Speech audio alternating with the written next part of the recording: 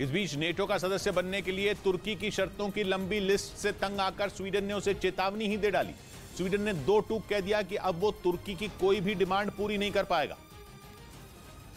इसलिए स्वीडन ने तुर्की को बिल्कुल साफ साफ कह दिया कि बस अब बहुत हुआ, अब उसे जो करना है वो करे। स्वीडन अब तक तुर्की के मान मनोबल में लगा था, क्योंकि नेटो का सदस्य बनने के लिए उसके मौजूदा सदस्यों की हामी जरूरी होती है। नेटो के 30 में 28 सदस्य देश स्वीडन की सदस्यता की अर्जी को मंजूरी दे चुके हैं। सिर्फ हंगरी और तुर्की ही बचे हैं। हंगरी भी कुछ वक्त में मंजूरी दे देगा, लेकिन तुर्की रोड़ा अटकाए खड़ा है, वो मानने को तैयार ही नहीं। इसलिए स्वीडन भी चिढ़ गया और उसने तुर्की को मनाने से हाथ खड़े कर दिए। स्वीडन के प्रधानमंत्री ने कहा कि तुर्की से किए गए सभी पुराने वादे पूरे किए जा चुके हैं, और यह बात खुद तुर्की भी मान चुका है। तुर्की को स्वीडन में पनाह लिए कुर्द लड़ाकों से दिक्कत थी, तो स्वीडन ने उनसे किनारा कर लिया। स्वीडन ने तुर्की को हथियारों के एक्सपोर्ट पर प्रतिबंध लगाया हुआ था। तुर्की को उससे भी परेशानी थी, तो स्वीडन ने वो भी हटा दिया। लेकिन अब तुर्की के राष्ट्रपति की नजर तुर्की के उस पत्रकार पर है जो स्वीडन में रह रहा है। तुर्की चाहता है कि स्वीडन उस पत्रकार को उसके हवाले कर दे, लेकिन स्वीडन की सुप्रीम कोर्ट उस पत्रकार के प्रत्यर्पण की मांग को खारिज कर चुकी है।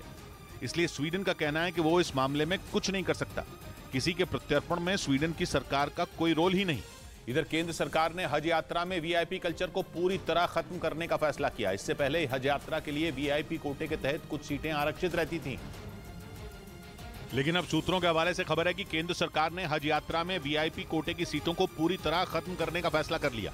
इस कोटे के तहत भारत के राष्ट्रपति, प्रधानमंत्री और अल्पसंख्यक मामलों के मंत्री के अलावा हज कमेटी को भी कुछ सीटें दी जाती थी।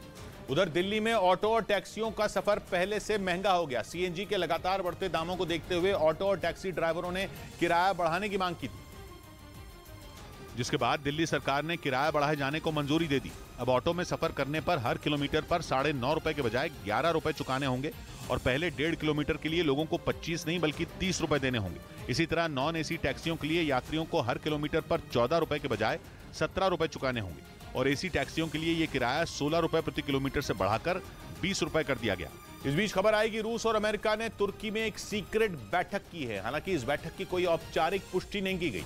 ये खबर ऐसे समय आई जब रूस ने यूक्रेन पर हमले तेज कर दिए और पुतिन पहले से ज्यादा आक्रामक लगे। लेकिन इसी बीच खबर उड़ी कि तुर्की में रूस और अमेरिका ने सीक्रेट मीटिंग की है, जिसमें रूस की तरफ से वहां की नेशनल सिक्योरिटी काउंसिल के वाइस चेयरमैन दिमित्री मेदवेदेव ने हिस्सा लिया। अमेरिका की ओर से उसकी उप विदेश मंत्री और अमेरिका की यूक्रेन पॉलिसी के पीछे का दिमाग मानी जाने वाली विक्टोरिया न्यूलैंड बैठक में शामिल हुई। मतलब ये कि अगर रूस और अमेरिका ने मीटिंग की है तो कुछ तो खिचड़ी पक रही है, क्योंकि यूक्रेन जंग के बाद रूस और अमेरिका ने एक दूसरे के खिलाफ खूब आग उगली। यही नहीं, नॉर्वेजियन सी में रूस ने ड्रिल करके अमेरिका को खुली चुनौती दे डाली। और इसी बीच ये खबर उड़ी जिसने दुनिया को चौंका दिया, क्योंकि अगर ये सीक्रेट मीटिंग हुई है तो फिर कुछ तो बड़ा होने वाला है।